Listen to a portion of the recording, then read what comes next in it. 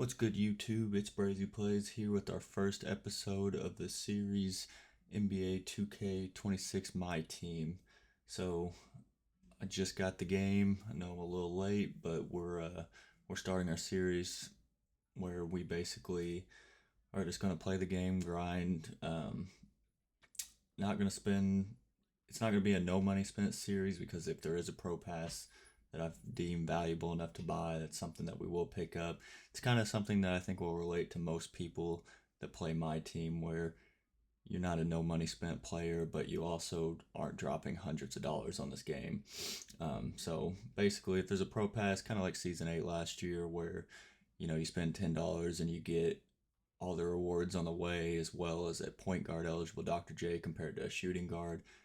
In my opinion, that's worth the $10 compared to buying packs, because as we all know, the packs just are not worth it. As you see, the game just got released and we've already two pack drops in, and the odds are less than 1% for a pink diamond. And you gotta think these pink diamonds are gonna be absolutely worthless in a couple months. So if you're gonna spend money on the game, at least wait till the cards will kind of have some longevity and are going to last more than the beginning of the game.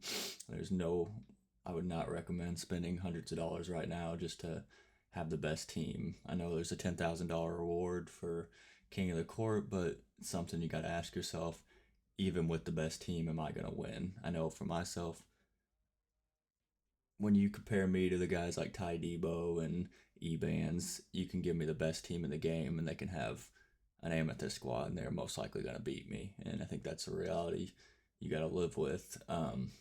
But that being said, this series, we're going to start off. I'm going to do a lot of grinding off camera. And, those of you buying the game on a normal release date like myself, take advantage of all the people that learned this week, kind of learn some of the mistakes, some of the stuff you don't want to be wasting your time on. I know one of the big things I saw videos on was the offline salary cap, people grinding for the 6,000 points thinking they were going to get a mode completion reward, because that's what it seems like. Um, that is, this is not a piece for the pink diamond set. So if you're someone that's just got the game and this is the first video you've watched on it, do not waste your time on this. I mean, if you want to play salary cap offline, be my guest, but you're not going to get a pink diamond piece or a piece for Jack Sigma, Jason Kidd, or Glenn Rice. So just so you know, that's something that you don't want to be wasting your time on. Honestly, for me, and if you're asking my recommendation on kind of best things to grind right now, I'm gonna be focusing for the first probably season to maybe couple seasons on a lot of the offline stuff. Try to get my MT up, sell off a lot of the early game cards that I get that have value, because like I said earlier, a lot of these cards are going to drop significantly in value very quick as soon as more drops come out. I mean, Galaxy Opals are going to be around the corner probably faster than any 2K ever before. So just go to the realization that some of these diamonds and even amethysts that are going for a lot of MT, they're going to drop in price a lot by season 2 most likely. So if it's me, if I get a card that I can sell right now for 50 to 100k, that's probably going to drop down to 10, 15k, I'm going to go ahead and sell it now, because at the end of the day, that MT is going to go a lot longer here in a month or two. And that's just kind of how I've always done it. I think right now, Breakout seems to be actually rewarding. That's kind of the first thing I got on and played a little bit just to kind of get a feel for the gameplay and some of the modes. It looks like you can get 3 rewards before you have to reset your Breakout board, which is definitely a W this year. Also, I've seen people getting pink diamonds and diamonds on their rewards. So I'm going to have to sit down and kind of figure out the best way to do it. That's what I'm kind of learning right now, so I can get you guys an updated video on that, kind of the best way to do it.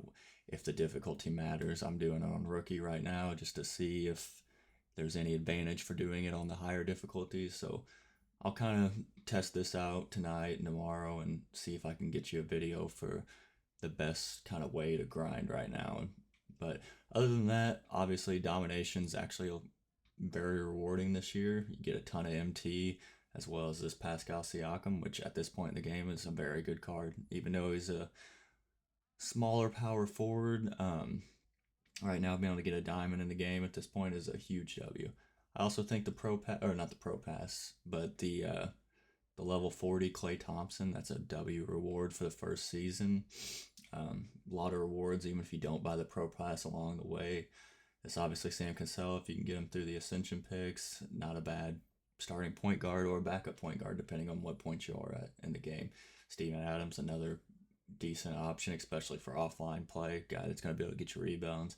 I don't think he can shoot, so but once again, another defensive rebounding type center. Tobias, I don't know what his SIGs are and if he is a good card, but once I get him, I will try him out and see if that's a card that is viable for online play. But yeah, Trae Young, undersized point guard, but he is a diamond at this point in the game. You're gonna get some deluxe packs along the way. Looks like a lot of stuff this year is going to be unsellable again, which is obviously going to make players in the auction house hold their value a little bit more. And like one of the things you saw last year is there were cards that were just going for outrageous amounts because there just wasn't a ton. A lot of people had unsellable cards that even if they weren't using, they could only use in the exchange to get any rewards for. So also these game changers, I've seen a couple of them. I've seen some where you basically can get some free wins on Showdown, which is huge. I know there's double point or double MT for domination and showdown, so a lot of that stuff can really help you kind of kickstart your team. So definitely something you guys want to look into and try to use those to build your MT up right now. Everything, in my opinion, you should be doing right now is kind of focusing on MT. I mean, obviously, my lineup, if you're just starting the game, it's not a team that you're really able to take online right now. I mean, at the end of the day, there's a lot of people in the same boat. So if you want to take this team online, that's something you can definitely do. But in terms of the value on your time, I think right now offline is definitely the way to go. Because, I mean, by next Friday when King of the Court starts, if you grind a lot of offline, you can definitely get a team that's at least going to be viable for King of the Court. I mean, at the end of the day, you have to realize there's players out there spending a lot of money. There's also really good players that have been grinding the game. So, but I mean, at the end of the day, the way the system's set up, you might not have to be the best player to actually win it. So, it's definitely something to think about. Yeah, and there's a ton of different season one challenges where you can get some deluxe packs. I've been, like I said, I grinded a little bit of breakout. We'll go ahead and open some of those packs just to see if we can get kind of some guys that we can use in challenges. I know the gauntlet, you basically have to have like 200-ish cards, so that's something that you definitely want to save your extra gold cards. So we got these My Team promo. I think this is because I technically pre-ordered the game, so we're going to open those. We got Kelsey Plum. We'll start off with that. This is your season one level 1 rewards, so everybody will get this. Obviously, she is very undersized, but it is a ruby to go ahead and use, so something that is at least for challenges and for your breakout, definitely a card you can use. And then we get some of these packs. Looks like we got an amethyst. I mean, at this point, every card has some value to me just because I need cards for the gauntlet. I need cards to make challenges a little bit easier, even domination. So even decent gold cards aren't bad. Cam Johnson, probably a power forward that should be able to shoot. I know it's just an emerald, but that's still, those type of cards are good right now. I did see Evan Tanaka make a video about using Danilo Gallinari's Ruby. That card looks insane. So if once I get the auction house unlocked, that's a card I'm going to look at just to see the value on it. 'Cause looks like that could be one of those budget type cards early in the game. It's got a really good release. Also, the game, just want to talk about 2K in general. My team obviously has one of the first sets that are behind a paywall, which is something that obviously for people who don't spend money on the game is not a great start. Kind of looks similar to the GOAT event exchange last year, so that's a little scary this early in the game, already starting off doing stuff like that. But the actual gameplay of this game, I'd seen people talking about it pretty much all week, and I played a couple breakout games and just the initial tutorial my player thing that it puts you into.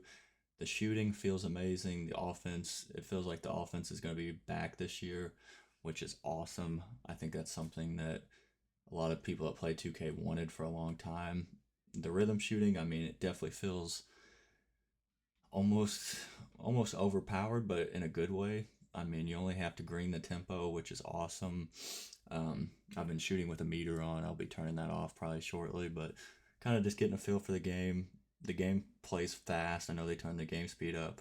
I think that's something they should have done years ago, but I I think playing or gameplay wise, this is probably the best 2K in in a long time, probably at least 4 years. So that's something that's a huge positive note. Hopefully, as the year goes on, they keep releasing more grindable stuff. I mean, obviously, right now you can grind for a Jack Sigma and a Jason Kidd and a Glenn Rice. So that's a huge W. There's a lot of deluxe packs you can earn, a lot of these multiplier, these gems of the game. So, I mean, there's obviously a ton of stuff we can grind right now. Hopefully, 2K continues that. And honestly, it seems as of right now, it looks like we're off to a better start than last year. And I think 25 was better than 24. So, looks like we're trending in the right direction with 2K. Hopefully, they keep it up and don't do a lot of paywall stuff. And my thing is, I know a lot of people complain about the paywall aspect, but if you're someone who doesn't spend money, you kind of just have to act like these cards don't exist. I saw Ty Debo talking about that, and he's 100% right. You basically just play the game, not thinking, like, not even worrying about these cards, because if you're not going to spend hundreds of dollars on the game, these cards are completely unattainable. And that's fine. You can still get great cards like Jason Kidd, Jack Sigma. You can grind for this 95 overall plus hidden gems pack. There's tons of different stuff you can grind for, and they're just going to release more. So, I mean, at the end of the day, have fun with it, grind the game. Don't worry about it's not always about having the best team and spending a ton of money. Gotta remember, this game is a 1 year cycle. Everybody that spent thousands and thousands of dollars last year is in the same boat again this year, where either they're going to spend thousands of dollars again, or they're going to do what the rest of us are doing and grind the mode, get the best team you can, and have fun with it. I mean, at the end of the day, that's you just gotta play the game how you want to play it, and don't worry about. It sucks going against those god squads, but I mean, at the end of the day, that's you play one of those every like 5 games. So, like I said, just enjoy the game. I'm gonna be making content all year. Also, probably gonna be making some my league era content. So, if you like the video, please give it a like, and I appreciate you guys for watching. Thank you.